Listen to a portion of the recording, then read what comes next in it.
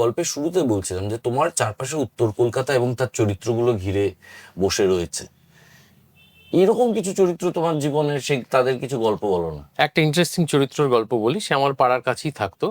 তার নাম হচ্ছে ডিউক। কিন্তু পাড়ায় ওকে পাগল বলে অভিহিত করা হতো। পাগল কারণ ও ঘুরে ঘুরে বেড়ায় পাগলার মতো, যাকে তাকে রাস্তায় ধরে গান শোনায়। এই যে একটা পাগলা থাকে ওই বাড়িতে, 3 তলা বড় বাড়িটায়, কাজকর্ম কিছু করে না, সারাদিন গান শোনে। এবং ওর বাড়িতে প্রচুর পুরোনো গানের কালেকশন আছে। এবার তখন তো ইচ্ছে করলে ইউটিউব টিপে গান শোনা যেত না। আমার খুব ইচ্ছে হতো যে শৈলদেবী বলে একজনের নাম শুনেছি, পুরোনো দিনের গায়িকা, তার গান শুনবো। কনক দাসের গান শুনবো, যিনি কিনা সত্যজিৎ রায়ের আত্মীয় ছিলেন, যিনি রবীন্দ্রনাথের পরিচালনায় রবীন্দ্রনাথের গান গেয়েছিলেন। এইসব রেকর্ড কোথায় পাবো?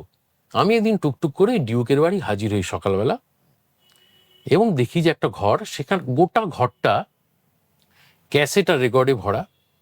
কি কি কি কি চাও, কি চাও তুমি আমার কাছে, কি চাও, এইভাবে কথা বলতো। হ্যাঁ, আপনার কাছে আমি গান শুনতে চাই। শুনে খুব খুশি হলো যে আমার কাছে গান শুন। তো তুমি অনেকটা আমার ভাগনার মতো দেখতে বলে আমাকেও ভাগ্নে বানিয়ে নিল। আমি ওর ভাগ্নে হয়ে গেলাম, মামা হয়ে গেল। আমি ওর বাড়িতে যেতাম, পুরনো পুরনো গান শুনতাম। এবার ওর বাড়ির মোটামুটি সবাই খানিকটা উন্মাদ। ডিউক উন্মাদ, তার মা উন্মাদ। এবং ওর বাড়ির সবাই ইংরেজি নাম, ডিউক, মেরি, লর্ড, বার্নি, এরকম সব নাম। কেন আমি জানি না, তখনকার দিনে এরকম ছিল হতো, কিছু হ্যাঁ। কিছু বাড়ি। তার আগে অবধি ওর মাকে আমি দেখিনি। একদিন আমি গেছি, তখন বাজে সন্ধেবেলা 5:30 6টা। বসে বসে গান শুনছি। একটা মোহাম্মদ রফির গান চালিয়েছো, আমি শুনছি। হঠাৎ একটা শব্দ, পুক পুক পুক পুক পুক পুক পুক পুক পুক পুক পুক পুক পুক পুক পুক পুক পুক পুক পুক। দুবার হলো, কিছু বলছেন। ডিউকের কোনো রিয়াকশন নেই, ও গান শুন। আবার পুক পুক পুক পুক পুক পুক পুক। ডিউক দা এটা কি হচ্ছে? মা শাঁখ বাজাচ্ছে। শাঁখ বাজাচ্ছে? শাঁখ তো সারা জীবন শুনে এলাম 3বার বাজে। মায়ের একটু মাথার সমস্যা আছে তো, ওটা গায়ে মাখিস না, মা বাজায়। এবার দেখছি ওই শাঁখের শব্দটা এগিয়ে আসছে কাছাকাছি, দূর থেকে কাছে। পুক পুক পুক পুক পুক পুক পুক। আর তার মাঝে মাঝে একজন ভদ্রমহিলা কথা বলছে, পুক পুক পুক পুক। সর্বনাশ হয়ে গেল আমার। পুক পুক পুক পুক। ছেলেটা বেকার হয়ে গেল। পুক পুক পুক পুক পুক। একটা বিয়ে দিয়েছিলাম, বউ পালালো। পুক পুক।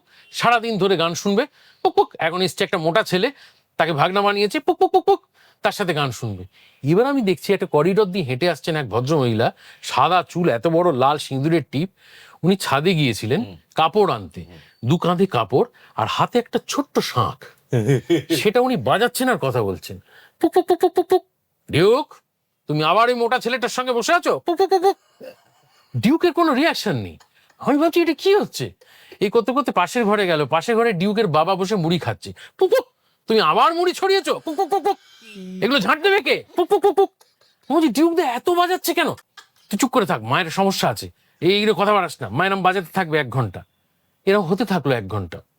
আরেকদিন ডিউকের বাড়ি গিয়েছি দুপুরবেলা, দেখছি ওই যেখানে ওর ক্যাসেট থাকতো সেখানে এরকম একটা ছবি আছে, ব্ল্যাক অ্যান্ড হোয়াইট, পুরোনো দিনের। একটা ছাদে এক ভদ্রমহিলা একটা বাচ্চাকে কোলে নিয়ে দাঁড়িয়ে আছে। আমি ছবিটা নামিয়ে বলছি, ডিউক দা এটা কার ছবি? তা আমি ছোটবেলায় মা আমাকে নিয়ে। আমি বলছি, বা আপনার মাকে তো দেখতে অনেকটা কাননবালার মতো। এবার আমি জানি না যে ওর মা দরজার ফাঁক থেকে সব শোনে।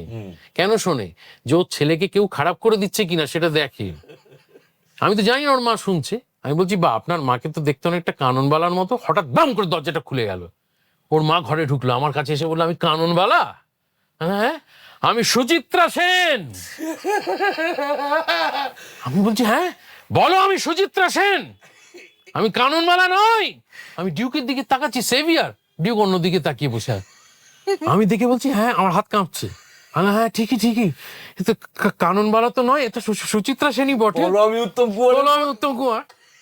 উনি আমার দিকে তাকিয়ে রক্ত চোখে, হ্যাঁ আমি সুচিত্রা সেন, কাননবালা নই, টাক করে ঘুরে বেরিয়ে চলে গেল।